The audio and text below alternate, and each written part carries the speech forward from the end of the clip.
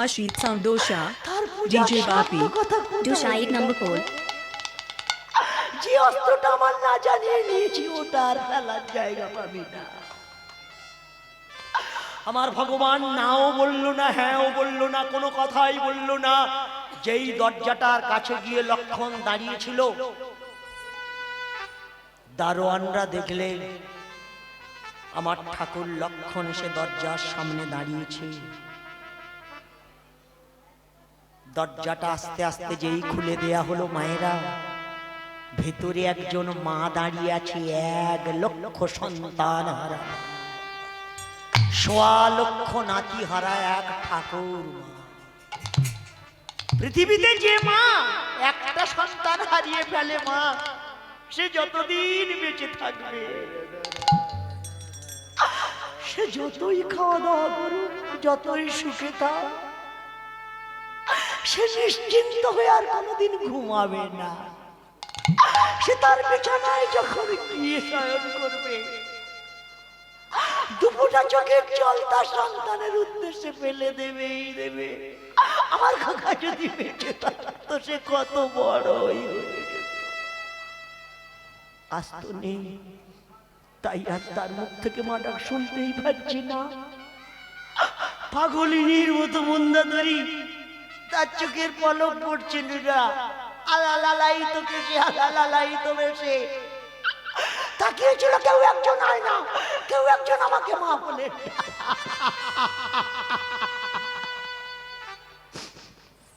দারোয়ান গিয়ে বলল, মা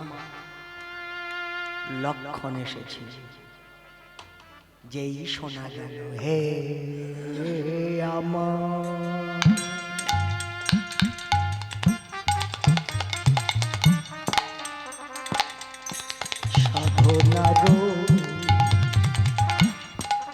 সাধনার ধন, হে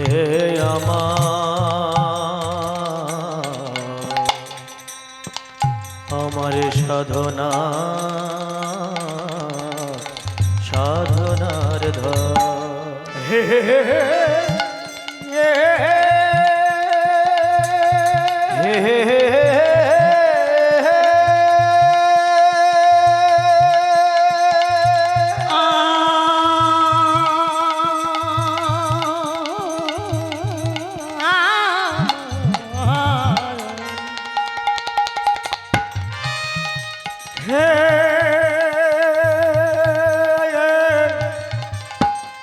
তুমি যে অন্তরের অন্তরে জামি, এমন নয়নে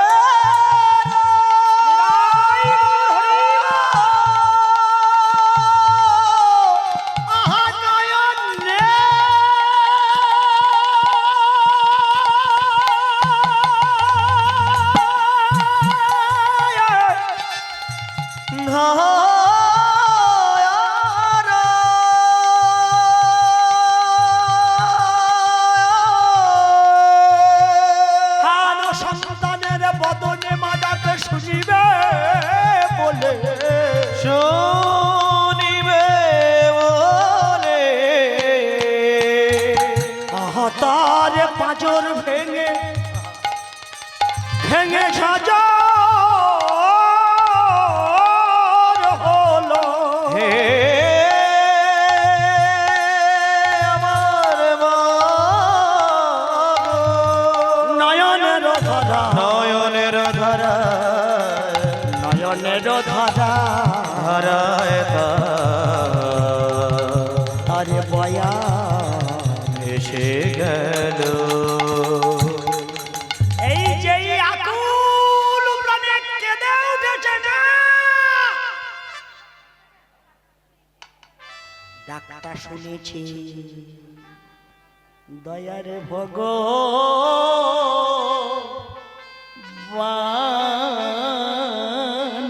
কি।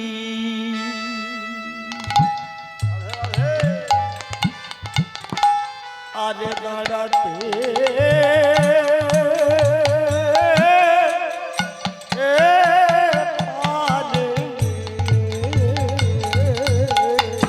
দয়ারে ভগবান কি আরে দাঁড়াতে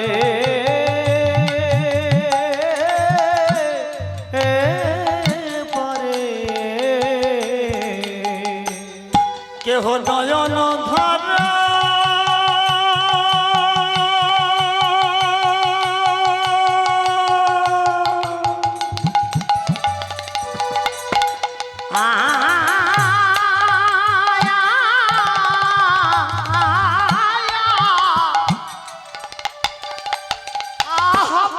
যদি তার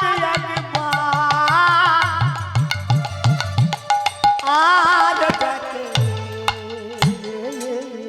আমার ভগবান কি ভগবান কি আরে থাকিতে পারে কেহ নয়ন ধারা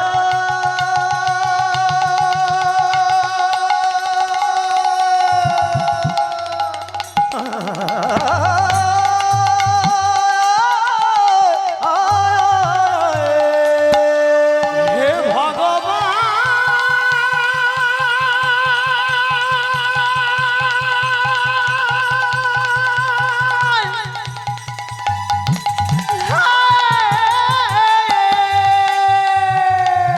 আমায় দেখা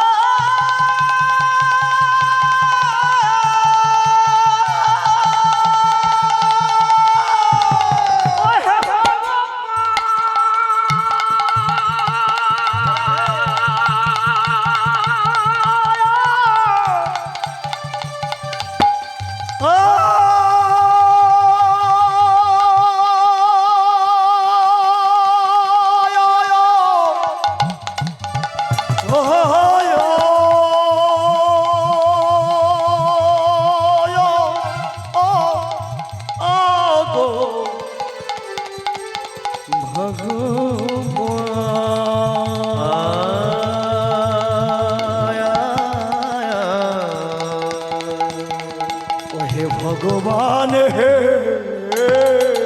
আমার ভগবান কিয়া আরে থাকিতে পারে কেহ নয়ন ধারা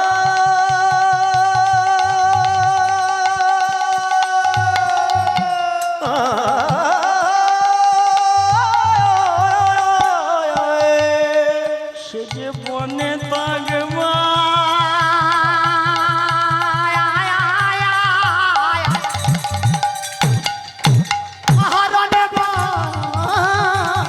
আমার ভগবান কি আর থাকিতে পারে নয়ন হারাই ভগবান আমার ভগবান কি আর থাকিতে পারে হারাই ভগবান ভগবান কি আর থাকিতে পারে নয়ন ধারা ভগবান ভগবান কি আর থাকিতে পারে আরে ভগবান কি দাঁড়াতে পারে নয়ন ভগবান কি আর দাঁড়াতে পারে হাত জোর করে দারোয়ান বলছিল ঠাকুর লক্ষণ এসেছে,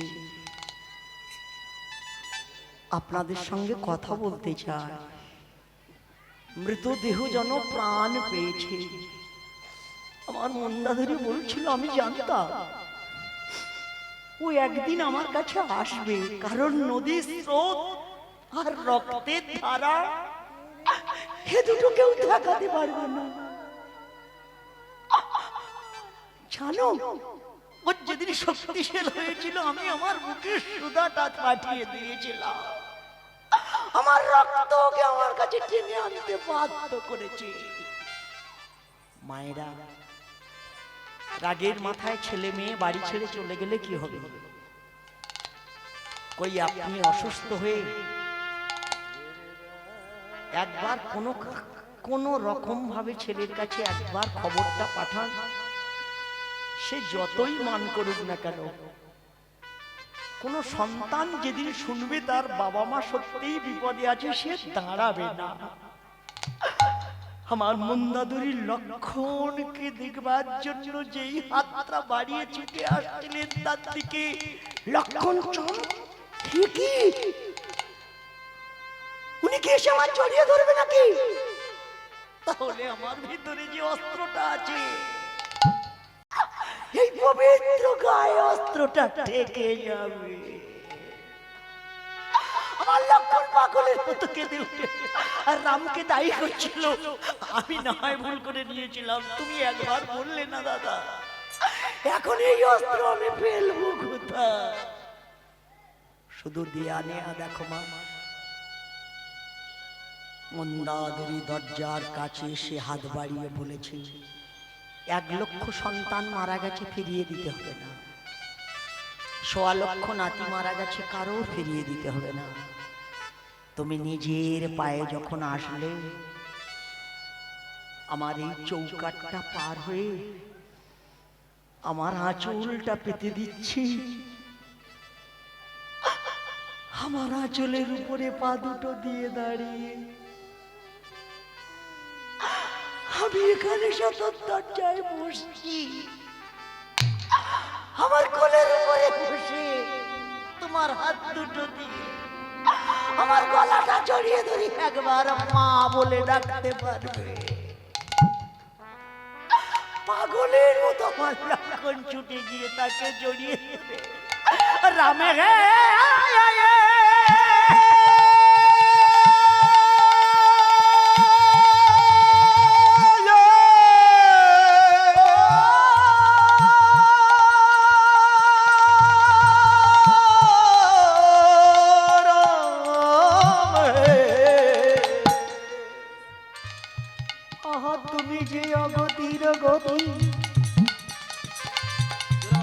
তুমি যে দিনের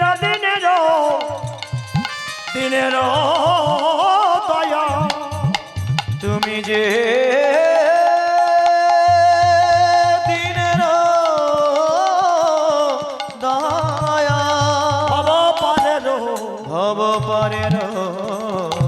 পারের কান্ডারে, তুমি ছাড়া আর আমাদের কি আছে।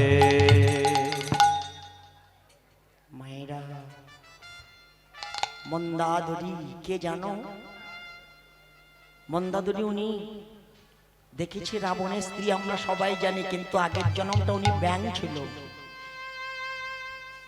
গণ্ডকী মুনির আশ্রমে এক ব্যাং থাকতেন। মুনি সারাদিন সাধনা করে সন্ধ্যাবেলা এক মুষ্টি অন্ন দুধ দিয়ে সেবা করে উনি একটুখানি পাতে রেখে দিয়ে শুয়ে পড়তেন। রাতের বেলা ব্যাংটা গর্তে থেকে বের হয়ে অন্নটা সেবা করতেন। মুনি সকালে যখন অন্ন দেখতে পেত না, মুনি ভাবতো রাতের বেলা আমার এই নিতো অন্নটা কে খাচ্ছে। একদিন রাতের বেলা জেগে থাকলো, উনি ঘুমোবার ভান করে নয়নটা একটু মুদ্রিত করেছে, ব্যাংটা বের হয়ে এলো। যেই তারই উচ্ছিষ্ট সেবা করতে গেল, লাঠিটা যেই তুললো মারার জন্যে, সে বলছি আপনার অন্নে আমি প্রতিপালিত হচ্ছি, আমি তো আপনার কন্যা স্বরূপ, আপনি আমাকে মারছেন কেন? আপনি যে আমার বাবা। এত অপূর্ব ডাক, বাবা শব্দ কি যে শুনেছে সেই তো বোঝে, যে শোনেনি সে জানবে কি করে? সাধু তো ভজন করেছ, তুমি বাবা ডাক শুনেছ?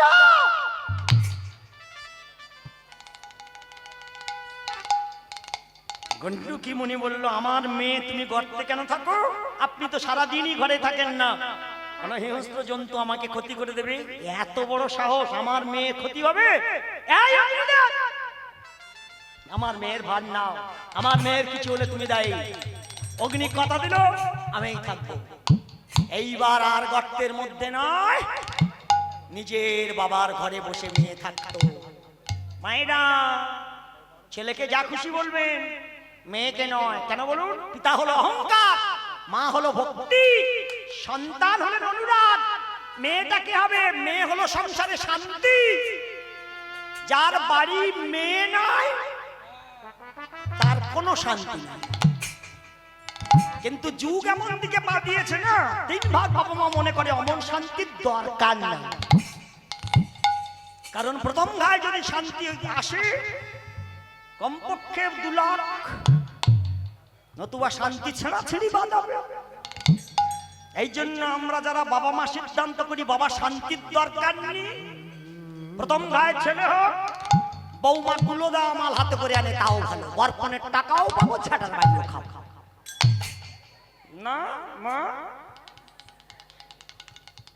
এটা সংসারের কথা, শাস্ত্রে বলেছি মা পিতা হলো বীজ, মা হলো ক্ষেত্র, ক্ষেত্র মানে জমি, জমি এই জমি যদি উর্বরা হয়, জল যদি থাকে, নোনা যদি না হয়, তার ফলটা ভালো হবে, তাই না? আর তা না হয়ে জমিটা যদি এক হাঁটু চড়া হয়, তার জল বাঁধে না, নোনা জমি, ফল হবে কানাটারা ইত্যাদি।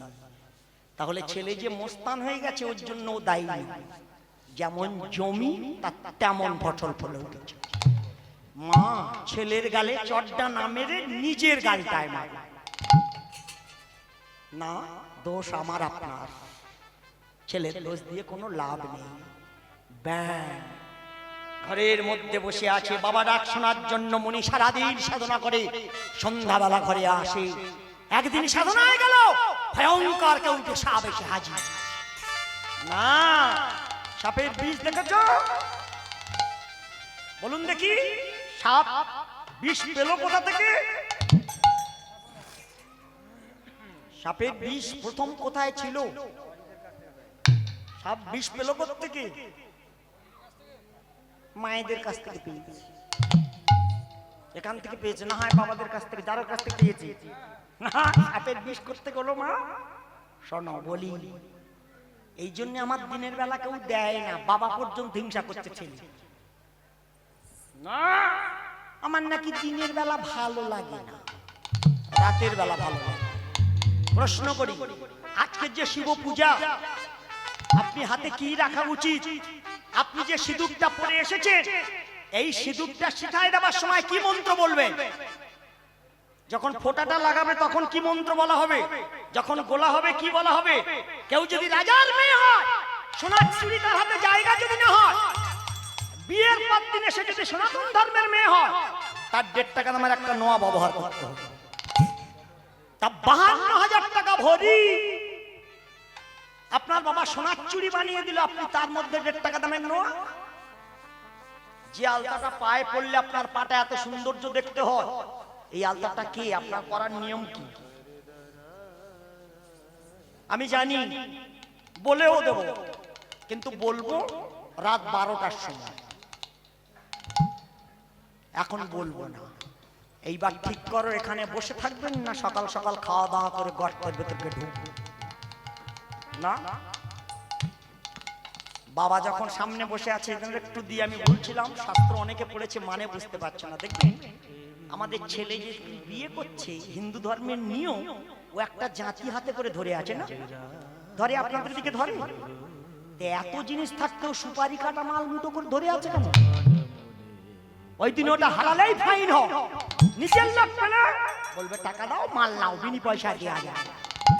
ময়ূরপুচ্ছ ধুতি পাঞ্জাবি ছাড়া ছেলে আসে না, না আংটি না হলে বিয়ে হবে না। কি মা, ছেলে যদি একটু উন্নত মানের রিকশাওয়ালা হয়, সে বরপন চাইবে, গলা চেন দাও, 1 লাখ টাকা দাম। যে ছেলে 2 মাইল রাস্তা 1.5 টাকা রিকশা ভাড়া চাইলে যে পায়ে হেঁটে যায়, সে বিয়ের দিনে ব্যাগ ফেলে বলবে যে টাটা সুমো ছাড়া যাব না, কারণ ও জানে আমার খরচা হচ্ছে না। সৌর দিচ্ছে, সৌরর টাকায় একবার অন্তত টাটা সুমো চড়বো না।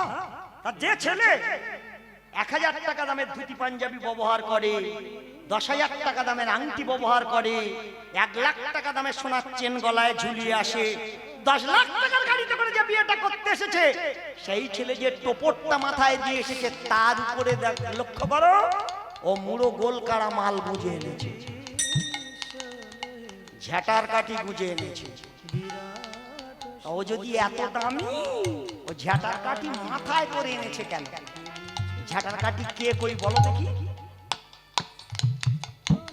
হিন্দু ধর্ম এটা। কে মা ঝাঁটার কাঠিটা কে? কেন ওর মাথায় সিগন্যাল দেওয়া আছে? তাহলে কি বাড়িতে গিয়ে অনেকগুলো এক জায়গায় করবে বলে এগুলো বাড়াবে? এত সোজা নয় মা, এর নাম হরিনাম, এর নাম কীর্তন। আমি বলতে পারি গাই, কারণ আমার গলাও খারাপ, তলাও খারাপ। শোনো ব্যাগ, সাপ ফাঁস করছিল উঠছে না বলি 20 কথা থেকে নিশ্চয়ই বলে আমি যা প্রশ্ন করবো সব উত্তর দেবো তাতে যদি আমার ভোট 3টে পর্যন্ত গাইতে হয় আমি তাও রাজি আপনাদের অসুবিধা নাই বাহ ওই দুটো মা ওখানে বসে আছে ভালো এদিকে যা ফাঁকা হয়ে যাক তাও আমার দরকার নেই আমি একজনের সঙ্গে প্রেমের কথা বলি ভালোবাসা কীর্তন এমন জিনিস একজন সামনে বসে থাকলে তার সঙ্গে আলোচনা করা যায় লোকের ভিড় প্রয়োজন নেই হরিনাম করতে গিয়ে মা শোনো বিষয় কেউটে সাপ ফস করছে হ্যাঁ সাপ থেকে সমন্ত গেছে লাফাচ্ছে লাফাতে লাফাতে আগুন চারিদিকে আগুনের উপরে ঝাঁপিয়ে পড়লো দেহ ত্যাগ করে দিল এই অপঘাতে মৃত্যু হলো বলে যমরাজা স্মরণ করে নিয়ে চলে গেল সূর্যের যখন একজন ছেলে একজন মেয়ে যম এবং যমুনা যমরা সূর্যের ছেলে না মায়েরা 10 মাথা রাবণ আপনারা সবাই শুনেছেন ওটা রাম মেরেছে যার 100 মাথা ছিল তার মেরেছে কে তার পাকে 100 মাথা রাবণ ছিল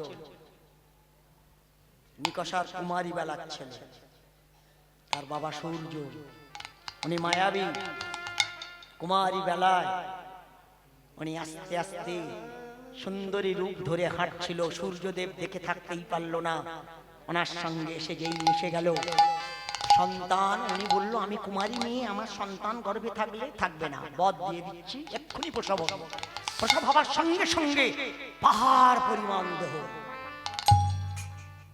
তাকে বধ দেওয়া হয় তাকে আগের জন্ম কে ছিল প্রহ্লাদের জ্যাঠার ছেলে হিরণ্যকশিপু এবং হিরণ্যাক্ষের ছেলে ছিল অসুরের ঘরে হরিনাম করছিল বলে সে বলল হরিনাম ছাড়বো না অবিশ্বাস করি তুই রাক্ষস কুলে গিয়ে জন্মগ্রহণ কর সে বলল যেখানেই পাঠাও ভগবানের ভজন ছাড়বো না সে যেই জন্মালো তার 100 মাথা হলো সে বাবার কাছে বর চাইলো তুমি যখন জন্মদাতা নয়ন মেলবো না যেখানে সেখানে সারা জনম ভজন করব রাবণ যখন মরছিল নিকষা ওকে ডাকার কথা ভাবেনি নিকষা ভেবেছিল আমার কুমারী বেলার ছেলে আমারই লজ্জা হবে না উনি বলেছে দ্বিতীয়বার অগ্নি পরীক্ষা কেন হলো নিকষার অভিশাপ তার ছেলে রাবণকে যেই মেরে দিয়েছিল উনি ভগবানকে অভিশাপ দিয়েছিল ভগবান বলেছিল তোমার ছেলে সব তো মেরে দিয়ে গেলাম চলে যাচ্ছি তুমি বৃদ্ধা মা বেঁচে আছো কিছু চাও সে বলেছিল আমার অন্য কিছু দিতে হবে না যতদিন তোমার মৃত্যু সংবাদ আমার শ্রবণে না আসে আমি যেন বেঁচে থাকি তুমি আমার সন্তানের সম আমি কানে শুনেই তবে মরব তুমি মারা গেছো যে সীতা উদ্ধার করবার জন্য তুমি আমার রাবণকে মেরে দিলে ওই সীতা তুমি রাখতে পারবে না তোমার অভিশাপ করি সীতা তোমার থেকে বিসর্জন হয়ে যাবে আমি মা আমার সন্তান গর্ভে ধরেছি কি যন্ত্রণা আমি জানি তুমি ভগবান হলে কি হবে তুমি বাবা সাজবে সেদিন তোমার জানকী ঘরে থাকবে না তোমার সন্তান বনে জন্মগ্রহণ করবে তোমার ছেলে তোমার মেরে দেবে লবকুশের যুদ্ধে রাম মারা গেছিল না বাল্মীকি মুনি বাঁচিয়েছে দ্বিতীয়বার এই জন্য তো যেতে হলো নিকষার কথা রাখতে আমার ভগবান কত দয়ালু হাত জোড় করে বলেছে মা তোমার এই অভিশাপ আমি আমার নিজের ছেলের দিয়ে তোমার কাছে খবর পাঠাবো আমি মারা গেছি রাম কিভাবে মরেছে বলুন রাম জলে ডুবে মরেছে সীতা বিসর্জন হয়ে গেল সীতা মা লক্ষ্মী যেই ঘরে চলে গেল ভগবান ফিরে আসছিল না বলে দেবতারা মিটিং করে কাল পুরুষ নামে একজনকে পাঠানো হলো এই কাল পুরুষ যখন এলেন দরজার গোড়ায় লক্ষণ দাঁড়িয়ে আছে। তৎকালীন দিনের নিয়ম, রাজার সঙ্গে কথা বলতে হলে যিনি দারোয়ান থাকবে, দরজার গোড়ায় যে থাকবে, তার অনুমতি প্রয়োজন। কালপুরুষ এসে বলল, আমি রামের সঙ্গে সাক্ষাৎ করতে চাই। আপনি দাঁড়ান, আমি দাদার অনুমতি নিয়ে আসি। উনি ভেতরে গেলেন। দাদা, কেউ একজন আসছে আপনার সঙ্গে দেখা করতে, কথা বলতে। ঠিক আছে, তাকে পাঠাও। যেই ঘরের মধ্যে নিয়ে যাওয়া হলো, কালপুরুষ বলছে, যত সময় আমি তোমার সঙ্গে এই আলোচনাটা করব, কেউ যদি ঘরের মধ্যে আসে, সারা জনমের মতো তাকে বিসর্জন দিতে হবে। আমার রাম হাত জোর করে বলল, তাই হবে। লক্ষণ, শুনেছো? যত সময় উনি আমার সঙ্গে আলোচনায় আছে, এই ঘরের দরজা যেন কেউ না খোলে। যে আসবে তাকে বিসর্জন দিতে হবে। তুমি এই ভুলটা করবে না, কেউ আসবে না। লক্ষণ বলল, কারোর ঢুকতে দেব না, আমি দরজায় আছি। দরজাটা লাগিয়ে দিয়ে উনি সবে ঘুরে দাঁড়িয়েছে, আসবে তো আসবে দুর্বাস আমনি। আমি ভগবান দর্শন এসেছি, দরজা ছেড়ে দাও। লক্ষণ বলল, একজন ভিতরে রয়েছে, তার সঙ্গে দাদা কথা বলছে, দরজাটা ছাড়া যাবে না। এখানে যদি 1 সেকেন্ড দেরি আমার করাও না, তোর বংশটা অভিশাপ দিয়ে ধ্বংস করে দেব। লক্ষণ দেখলো, আমারই অপরাধে আমার বংশ নষ্ট হয়ে চলে যাবে। তাহলে এই অপরাধের আশা যে কে আমার দেবে, কে ঠেকাবে? আমি কি করে বংশ রক্ষা করব? আমি কার বাঁচাবো? লক্ষণ ভয়ে ভীত হয়ে দরজাটা খুলে দিল। যেই দরজা খুলে লক্ষণ ভেতরে, তুই কি করেছিস? দাদা, দরজার গোড়ায় দুর্বাসা মুনি আমায় অভিশাপ দেবে। আমি তোমাকে কি করে বলবো দাদা? পাগলের মতো লক্ষণ যেই কাটছিল, কালপুরুষ বলছিল, বিসর্জন দাও, সারা জনমের মুখ আর দেখতে পাবে না তুমি। ভগবান ছাড়া হয়ে কোথায় থাকবো? রাজত্বের মানুষ সব পাগল হয়ে গেল, আমার রাম পাগলের মতো কাটছিল। লক্ষণ যাবার জায়গা পেল না, সরজ নদীর জলে গিয়ে সে ডুবে দিল, আর উঠল না। খবর যে এসে গেল, তোমার ভাই জলে ডুবে মারা গেছে। আমার রাম পাগলের মতো ছুটে গিয়ে লক্ষণ লক্ষণ করতে করতে সরজ জলে ওই যে ডুব দিল, আর রাম পাওয়া গেল না। রাম ভেসেও উঠল না। যাওয়ার বেলা বলা হলো, যদি না আর উঠতে পারি, আমার খবর লঙ্কায় পৌঁছাও। কুশকে পাঠানো হয়েছিল। কুশ গিয়ে নিকষার সঙ্গে কথা বলেছিল। আপনি নাকি বলেছিলেন, আমার বাবার মৃত্যু সংবাদ না পেলে আপনি নাকি মরবেন না। আপনার জন্য আমার বাবা মারা গেছে। এবার আপনি শান্তি পেয়েছেন তো? নিকষা আকুল প্রাণে কেঁদে উঠে বলেছিল, আমি ভগবান মেরে ফেলেছি। সেদিন তো বুঝতাম না, কারণ আমি একজন মা, আমার সন্তানের যন্ত্রণা আমি এটা চেয়েছিলাম, কিন্তু এটা আমার ভুল ছিল, আমি ভগবান হারিয়েছি। মায়েরা, অপরাধ কারোরই ছাড়ে না। আপনার কর্মফল আপনাকেই ভুগতে হবে। পাপ কারোর বাবারও ছাড়ে না। না, ছাড়ে ছাড়ে না। না, যমরাজা যেই নিয়ে গেল, যমুনা ছেলে মেয়েও সব বলেছিল, আমার খেলার সাথী করে দাও। উনি ভগবানের ভজন সাধন করলো। যমরাজা নিজে যেই ভগবানকে ডাকছিল, ভজন করছিল না, রাধে গোবিন্দ, রাধে গোবিন্দ,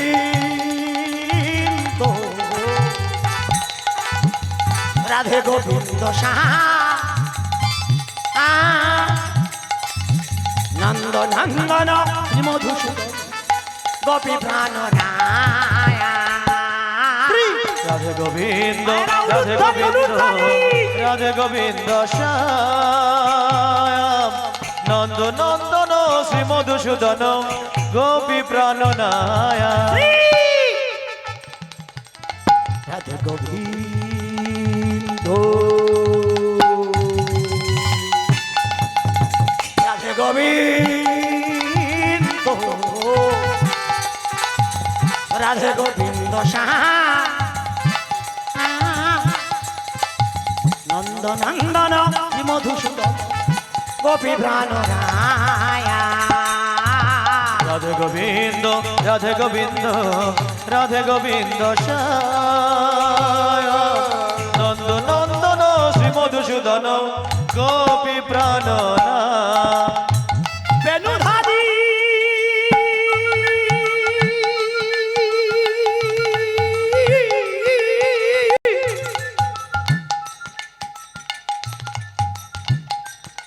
ধেনু বিহারী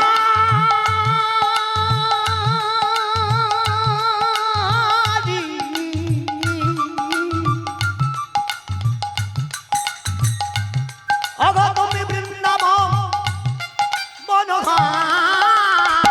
তুমি বেনুধারী ধেনু বিহারী বৃন্দাবন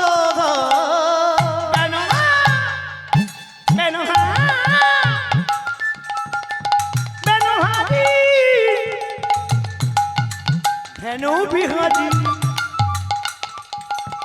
বৃন্দাবন তুমি বেনুধারী ধেনু বিহারী বৃন্দাবন অভয় হারি প্রেমে দানে কাজী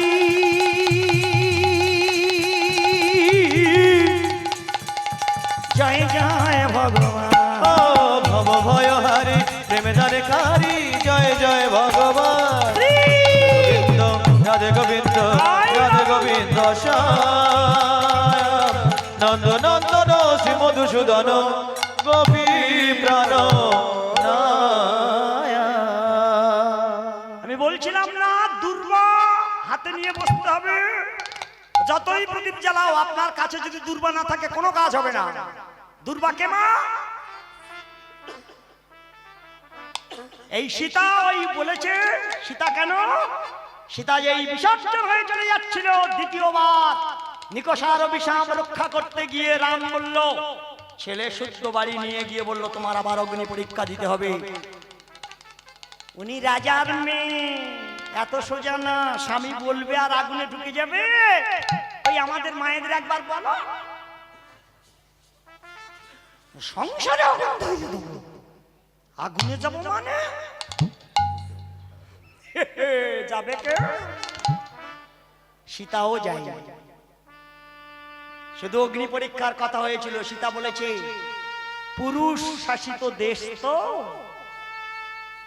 তাই মেয়েদের কিছু দেখলেই তোমরা এইসব ভাবো না কেউ আমার গর্ভেও ধরেনি তোমার দাসত্ব করবার জন্য আমি না আমার মা বসুন্ধরা মা এখানে আর নয় এইবার আমাকে নাও যেই নিজের মাকে স্মরণ করেছে বসুন্ধরা বিদীর্ণ হয়ে উনি ঠেলে উঠেছে বসুন্ধরা যেই উঠলো ঠেলে ছুটে গিয়ে মার কোলের উপরে মেয়ে শুয়ে পড়েছে না মেয়ে বুকে চেপে ধরে মা বসুন্ধরা যেই তলিয়ে যাচ্ছিল রাম পাগলের মতো ছুটে গিয়ে রাম জানতো সীতা আর দেখতে পাবো না ছুটে গিয়ে যেই হাত বাড়িয়ে দিল দেহে কোথাও হাত লাগলো না মাথার কেশ লাস্টে যাচ্ছিল একটুখানি কেশ ধরার চেষ্টা করেছিল একটু ছিঁড়ে হাতের মধ্যে এলো কিন্তু সীতা চলে গেল উনি বলল সীতার মাথার কেশ বর দেব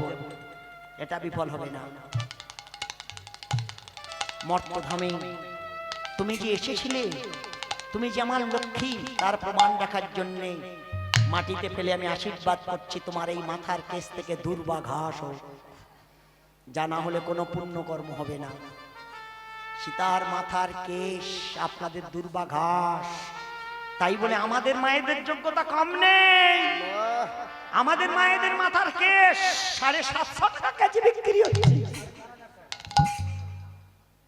কি তাই তো 4500 টাকা কেজি না এদের যোগ্যতা কম আছে সীতা দেখলো আমার মঙ্গে থেকে হয়েছে তবে দুঃখের বিষয় কোন সাধু সন্ন্যাসী নিচ্ছে না তাদেরও দাড়ি আছে এদেরও আছে দাড়িওয়ালারা নিয়ে যাচ্ছে আর কোন পূজায় লাগাবার মতো নয় কি পাওয়া যাচ্ছে গামলি পাওয়া যাচ্ছে যোগ্যতা অনুযায়ী না মা মা এই হলো সেই সীতার কেশ এজন্য চতুর্দশী লাগার সঙ্গে সঙ্গে মা আপনি ব্রত নাই বা করবে এই দিনে আপনি দুর্বাটা আপনার কাজ ছাড়া করবেন না, আপনার হাতের মধ্যে রাখুন। আপনার ব্রত করে না খেয়ে থাকার দরকার নেই, আপনার কাজ হবে না। এইবার বলেছি, তাকে যেই দাঁড় করিয়ে দেওয়া হয়েছিল মায়েরা, সে বলছিল, যমুনা বলল আমার খেলার সাথী নেই। যমরাজা যেই ভজন করছিল, ভগবান বলল, কাকে তোমার বোনের সঙ্গে যেতে চাও? আমার ঘরে একজন মুনির মেয়ে এসেছে, ওকে মানবী করে দাও। ভগবান যেই মানবী করে দিল, এইবার মেয়ে যমুনার সঙ্গে খেলা শুরু। মুনি বাড়ি এসেছে, মণ্ডকি সে তো আসার সঙ্গে সঙ্গে লাফালাফি করে, আমার মেয়ে কোথায়? এই অগ্নিদেব, আমার মেয়ে কোথায়? অগ্নি ভয়ে ভীত হয়ে বলল, সাপ দেখে লাফিয়ে আমার উপরে পড়ে দেহ ত্যাগ করেছে, আমার মেয়ে না আনলে তোকে এক্ষুনি অভিশাপ দেব। অগ্নি ভয়ে ছুটতে লাগলো। যমরাজার কাছে গিয়ে বলল, ওই মেয়ে আমার দিয়ে দিতে হবে, নতুবা মুনি আমার অভিশাপ করবে, ওটা মুনির মেয়ে। খেলার সাথী ছাড়তে গিয়ে মনের কথা যেই বলছিল, মেয়ে বলে তোমার এত ভয়, কি অপূর্ব দেখতে। যমুনা বলল, এমন একটা জিনিস তোমার সঙ্গে দেব, সারা জনম তুমি সেটা বজায় রাখবে, রাখলে তোমার ভয় থাকবে না। যমুনার অঙ্গে থেকে একটা বান বের করলো। শক্তিশালী বানটা যমুনার অঙ্গে থেকে তৈরি না, যেখান থেকে মারা হবে 18 বছরের পথ হবে তার ঔষধ। কিন্তু 12 ঘন্টার মধ্যে এনে যদি তোমারই সুধায় বেটে যদি তার বদনে দেয়া হয়, সেই প্রাণ পাবে। কি কঠিন নিয়ম করেছিল না? মেয়ে যেই আনলো বানশুদ্ধ, গণ্ডকী মুনি দেখলো এ মেয়ে ফাঁকা জায়গা বা আশ্রমে রাখা যাবে না। মায়েরা কি করতো? ময়দানবের বাড়ি দেয়া হলো। এই ময়দানবের ঘরে যেই মেয়ে পাঠানো হলো, ময়দানব মণ্ডকীর নাম পেলতে নাম লাগলো মন্দাদরী। রাধে রাধে। এমনিতে ওনার নাম মন্দাদরী নাকি? রাবণের সঙ্গে বিয়ে দেওয়ার সময় বানটা যৌতুক দেয়া হলো, আমার মেয়ের এই দিচ্ছি আর এই যৌতুক দিচ্ছি, এটাই নিয়ে যাও। সেই শক্তিশালী মাল্য বলে তার বুকে সুধার দরকার হলো, এটা আমার মন্দাদরী জানতো। লক্ষণ বাঁচাতে হলে আমার সুধা ছাড়া বাঁচবে না। সেই সুধা খেয়েও প্রাণ পেয়েছিল বলেই তো জড়িয়ে ধরেছি। রক্ত যে টানে বাবা, রক্ত কথা বলে। মন্দাদরী বুঝেছিল ও তো আমার কাছে আসবেই আসবে, তাই তার কাছে তাকে জড়িয়ে ধরে বলছিল, কি চাস? মার কোলের উপরে বসলে কোনো সন্তানের ভয় হয়? মা কেন এসেছিস? দুর্গা পূজা। তা কেন করছিস? এইবার বলা যাবে কথাটা? আমরা রাবণ মারার জন্য করছি। তা রাবণ আমার কে বল? জানি, এজন্য তো তোমার কাছে এসেছি। তুমি যদি না বলো, আমরা কি করে মারবো? মারতে পারবো না। ঠিক আছে বস, বাবুকে খবর দিচ্ছি। যেই বললো রাবণকে না খবর দিচ্ছি, উঠে দাঁড়িয়েছে কোলের উপর থেকে, হাত দিয়ে দেখছিল অস্ত্রটা আছে তো, ভয়ঙ্কর তো। চেপে ধরে দেখছিল অস্ত্রটা আমার মধ্যে আছে কিনা। দেখতে দেখতে রাবণ ছুটে এসেছে। তুমি তো ভগবানের ভাই, একবার বুকে জড়িয়ে ধরে দেখবো ভেতরটা যে দাউ দাউ করে জ্বলছে। তুমি যদি সত্যিকারে লক্ষণ হও, আমার ভেতরের আগুনটা নিভে যাবে। লক্ষণ, সমস্ত মানুষ দেবতার ডালা সাজায় ফল দিয়ে, আর আমি ডালা সাজিয়েছি আমার রাক্ষস কুল দিয়ে। যে নৌকা ঘাটে বেঁধে রেখেছি, কত আশায় পথ চেয়ে বসে আছি, কবে এই নৌকার মাঝি আসবে। ভবসাগরটা আমার পরপার করে নিয়ে চলে যাবে। তাই তো আমি তোমার পথ চেয়ে বসে আছি। আজ হালদার এসেছে। বল বল খোকা, মানুষ মারা গেলে তার দেহের গতি হয় আগুনে না হয় কুকুরে। আমি যদি তোদের বাড়ি পূজা করতে গিয়ে মারা যাই, আমার সমাধি কোথায় হবে? আমার গলায় কাঁচা বাঁধবে কে? অগো হয়ে তোমার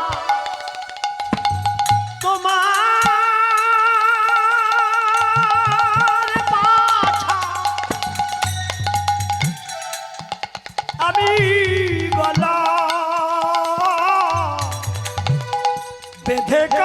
ছায়া আমি হয়ে